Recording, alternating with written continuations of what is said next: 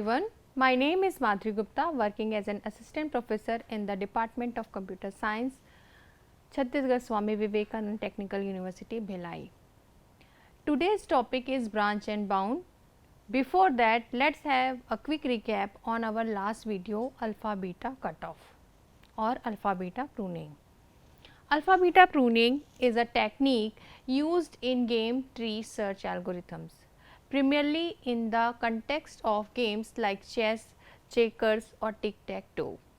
It is used to reduce the number of nodes evaluated in a min-max search, which significantly improves the efficiency of the search algorithms. Branch and bound is a popular algorithmic technique used in computer science and optimization problems to solve combinational and search problem efficiently. It is primarily used for solving problems where the goal is to find the best solution from a large set of possible solutions while minimizing the search space. Here is an overview of how the branch and bound algorithm works. First, initialization. Start with an initial solution and initialize a bound on the optimal solution's value. This bound can be set to positive infinity if you are trying to minimize a cost or negative infinity if you are trying to maximize a value. Second, branching. Divide the problem into smaller sub-problems, often by creating branches in a search tree. Each branch represents a choice or decision point in the problem. For example, if you are solving a traveling salesman problem, each branch might represent a different city to visit next. Third, bounding. At each node in the search tree, calculate a lower bound on the best possible solution that can be obtained from that node. This is typically done using heuristic or relaxation techniques. If the lower bound is worse than the current best known solution, prune the branch. That means eliminate it from further consideration. Fourth, search. Explore the search tree in a systematic way, typically using depth first or breadth first search. Continue branching, bounding and pruning as you traverse the tree. Fifth, backtracking. When a branch cannot lead to a better solution than the current best solution, backtrack to the previous node and explore other branches. Sixth, termination. Keep track of the best solution found so far when you have explored the entire search space. That means, or a substantial portion of it. The algorithm terminates and the best solution found is the optimal one. Branch and bound is used in a wide range of optimization problems, including the traversing salesman problem, the knapsack problem, job scheduling and more. The efficiency of the algorithm depends on how well you can estimate lower bounds and how you choose to explore the search space. One common improvement on the basic branch and bound algorithm is the use of branch and bound with linear programming, which involve solving linear programming relaxation of the problem at each node to compute tighter bounds. This can significantly speed up the algorithm's convergence in certain cases. Overall, branch and bound is a versatile and powerful technique for solving optimization and search problems, and it can be adapted to various problem domains and constraints. So, what is branch and bound algorithms? Branch and bound is an algorithm design paradigm which is generally used for solving combinational optimization problems. These problems are typically exponential in terms of time complexity and may require exploring all possible permutations in worst case. The branch and bound algorithm technique solves this problem relatively quickly. Branch and bound is very useful technique for searching a solution, but in worst case. we need to fully calculate the entire tree. At best, we only need to fully calculate one path through the tree and prune the rest of it. So, here is the pseudocode for branch and bound. Function knapsack, items max weight, best value is equal to 0, q item and empty space, value 0, weight is equal to 0 while q is not empty. Node is equal to q dot pop. If node is a leaf node, update best value if necessary. Else, for each remaining item, child is equal to create child node for item if child is promising. Q append child return best value function is promising node max weight best value. If node dot weight is greater than max weight, return false. If node dot value plus bound node item is less than best value, return false, return true. Function bound items. Calculate an upper bound on the value of the remaining items using some heuristic, that means the factorial, that means the fractional knapsack algorithm. Let us understand through an example. We have jobs J1, J2, J3 and J4, where P is equal to 10, 5, 8, 3 and D is equal to 1, 2, 1, 2. The above are jobs, problems and problems given. We can write the solution in two ways which are given below. Suppose we want to perform the jobs J1 and J2, then solution can be represented in two ways. The first way of representing the solution is the subset of jobs S1 is equal to J1, J4. The second way of representing the solution is first job is done, second and third jobs are not done and fourth job is done. S2 is equal to 1, 0, 0, 1. The solution S1 is the variable size solution while the solution S2 is the fixed size solution. Suppose we want to perform the jobs J1 and J2, then the solution can be represented in two ways. The first way of representing the solution is the subset of jobs S1 is equal to J1, J4. The second way of representing the solution is that first job is done, second and third jobs are not done and fourth job is done. S2 is equal to 1, 0, 0, 1. The solution S1 is the variable size solution while the S2 is a fixed size solution. So, in this diagram you can see we have 4 jobs with one parent. So, 1, 2, 3, 4, 5 which has a value 31, 32, 33 and 34. So, in the next step you will explore the next path.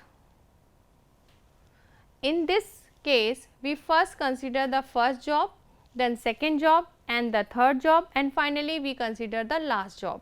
As we can observe in the above figure that the breadth first search is performed but not the depth first search. Here we move breadth wise for exploring the solutions.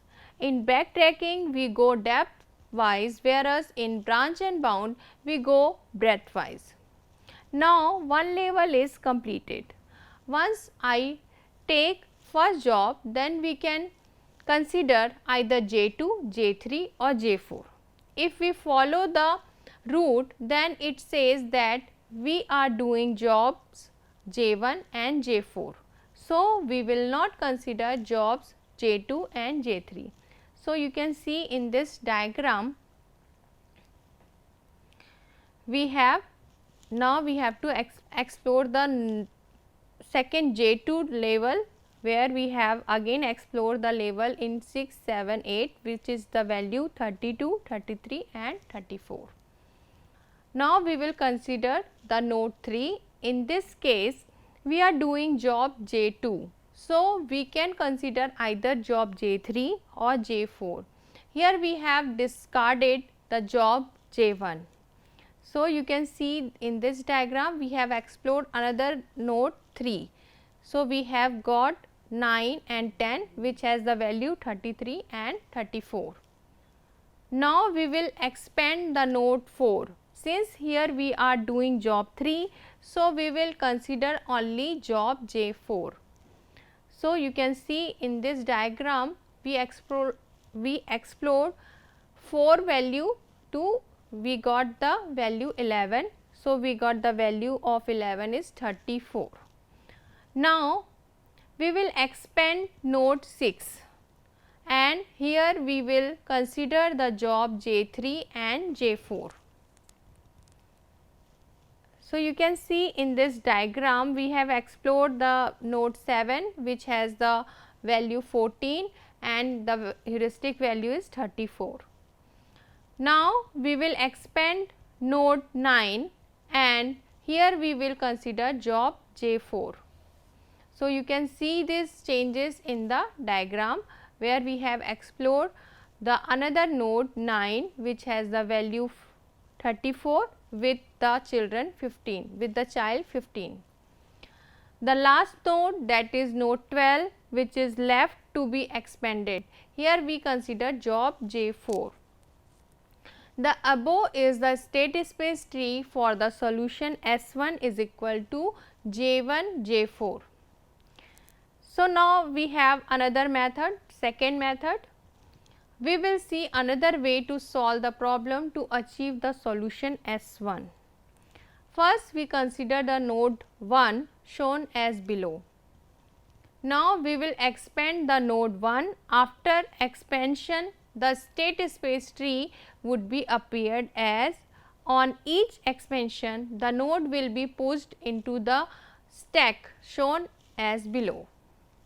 So you can see the diagram we have value 1, 2, 3, 4, 5 and the value 31, 32, 33 and 34. So we have a stack and we have maintaining the childrens of 1 into the stack 2, 3, 4 and 5. Now the expansion would be based on the node that appears on top of the stack. Since the node 5 appears on the top of the stack, so we will expand the node 5. We will pop out the node 5 from the stack. Since the node 5 in the last job, that is J4, so there is no further scope of expansion. So now in the stack you can see the remaining value 4, 3, 2. The next node that appears on the top of the stack is node 4. Pop out the node 4 and expand. On expansion, job J4 will be considered and node 6 will be added into the stack shown as below. So we have the value in the figure, we have expanded the node 4 to the child of node 4 is 6 and the value is 34, and in the stack you can see the value we have 6, 3, 2. The next node is 6 which is to be expanded. Pop out the node 6 and expand. Since the node 6 is in the last job, that is J4, so there is no further scope of expansion. So in the stack we have 3 and 2. The next node to be expanded is node 3. Since the node 3 works on the J2, so node 3 will be expanded to 2 nodes, that is 7 and 8, working on job 3 and 4 respectively. The nodes 7 and 8 will be pushed into the stack shown as below. So you can see in the figure we have explored the 3 node with the children 7 and 8, and it is showing in the stack we have the value 3, we have the value in the stack 2, 7 and 8. The next node that appears on the top of the stack is node 8. Pop out the node 8 and expand. Since the node 8 works on the job J4, so there is no further scope for the expansion. So, in the stack we have 7 and 2. The next node that appears on the top of the stack is the node 7. Pop out the node 7 and expand. Since the node 7 works on job 3, so node 7 will be further expanded to node 9 that works on the job J4 as shown as below, and the node 9 will be pushed into the stack. So, you can see in this diagram we have explored the node 7 which has the children 9 and the value 34, and in the stack you will see the value 9 and 2.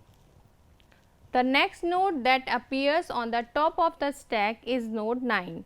Since the node 9 works on the job J4, no further scope for the expansion. So, in the stack we have 2. The next node that appears on the top of the stack is node 2. Since the node 2 works on the job J1, so it means that the node 2 can be further expanded. It can be expanded up to 3 nodes named as 10, 11, 12 working on jobs J2, J3 and J4 respectively. Their newly nodes will be pushed into the stack shown as below. So, you can see in the diagram we have explored the node 2 which has the value 10, 11, 12 and we have value 32, 33 and 34, and you can see in the stack we have value 12, 11 and 10. In the above method we explored all the nodes using the stack that follows the LIFO principle. Now, we come to the third method. There is one more method that can be used to find the solution, and the method is least cost branch and bound. In this technique, nodes are explored based on the cost of the node. The cost of the node can be defined using the problem, and with the help of the given problem, we can define the cost function. Once the cost function is defined, we can define the cost of the node. Let us first consider the node 1 having cost infinitive shown as below. Now, we will expand the node 1. Node 1 will be expanded into 4 nodes named as 2, 3, 4 and 5 shown as below. You can see this value in the diagram. So, we have the value of cost 1 is infinitive, node 2 has cost 25, node 3 has cost 12 and node 4 has cost 19 and finally node 5 has cost 30. Let us assume that cost of node 2, 3, 4 and 5 are 25, 12, 19 and 30 respectively. Since it is the least cost branch and bound, so we will explore the node which is having the least cost. In the above figure, we can observe that the node with a minimum cost is node 3. So, we will explore the node 3 having cost 12. Since the node 3 works on the job J2, so it will be expanded into 2 nodes named as 6 and 7 shown as below. So, we have explored the node 3 which has the children 6 and 7 which has the cost 8 and 7. Node 6 works on job J3 while the node 7 works on job J4. The cost of the node 6 is 8 and the cost of node 7 is 7. Now, we have to select the node which is having the minimum cost. The node 7 has the minimum cost, so we will explore the node 7. Since the node 7 already works on the job J4, so there is no further scope for the expansion. Branch and bound is a powerful technique used in various optimization and search problems. It offers several advantages, but it also has some limitations. So, we have advantages of branch and bound. First, optimality. Branch and bound guarantees optimality. When it terminates, it provides the best possible solutions given the problem's constraints and objective function. This is particularly valuable in optimization problem where you need the best solution. Second, versatility. It can be applied to a wide range of combination optimization problems, including the traveling salesman problems, the knapsack problem, integer programming and more. Its adaptability makes it a valuable tool in various domains. Third, reduction in search space. By pruning branches of the search tree based on bounding criteria, branch and bound significantly reduces the number of nodes that need to be explored. This idea to a substantial reduction in computational effort, especially in large problem instances. Fourth, use of heuristic. It allows the incorporation of heuristic or lower bound estimation techniques which can further improve efficiency by guiding the search towards promising regions of the solution space. Fifth, parallelization. In some cases, branch and bound can be parallelized, making use of multiple processes or computers to explore different branches concurrently, which can lead to significant speed up. Now, we come to the point where we can discuss the limitation of branch and bound. First, exponential complexity. In worst case scenario, the search space can still be exponential, making the algorithm impractical for extremely large problem instances. The reduction in search space is substantial, but may not always be enough to handle highly complex problems. Second, memory consumption. For problems with a large search space or deep search trees, branch and bound can consume a significant amount of memory. This can limit its applicability on system with limited memory resources. Third, bounding accuracy. The effectiveness of branch and bound heavily depends on the accuracy of the lower and upper bound estimates. If the bounds are not well calibrated, it may prune branches too early or too late, impacting the algorithm's efficiency. Fourth, difficulty with continuous variables. Branch and bound is typically more suited for discrete or integer optimization problems. It may not perform as effectively or continuous optimization problem where techniques like gradient descent are more appropriate. Fifth, combinatorial explosion. In certain cases, the branches factor in the search tree can be very high, leading to a computational explosion of nodes. This can make the algorithm slow and memory intensive. 6. Difficulty with non-convex problems. Branch and bound is not well suited for non-convex optimization problems where multiple local optima exist, as it may get stuck in suboptimal solutions. In summary, branch and bound is valuable algorithm technique for solving optimization and search problems, offering optimality guarantees and the ability to handle a wide range of problems efficiently. However, its performance can be limited by the complexity of the problem and the accuracy of the bounding technique used. Careful consideration of the problem's characteristics and appropriate adaptation may be needed to overcome its limitation. Now, in our upcoming lecture, on Introduction to Knowledge Representation is likely to provide an overview of the fundamental concept, methods and technique used to model and represent knowledge in computer systems and artificial intelligence. Here is a brief overview of what might expect from such a lecture. First, Introduction to Knowledge Representation. The lecture will start by introducing the importance of knowledge representation in artificial intelligence and computer science. It will explain that knowledge representation is a critical exponent for enabling computers to reason, make decisions and understand the world like humans.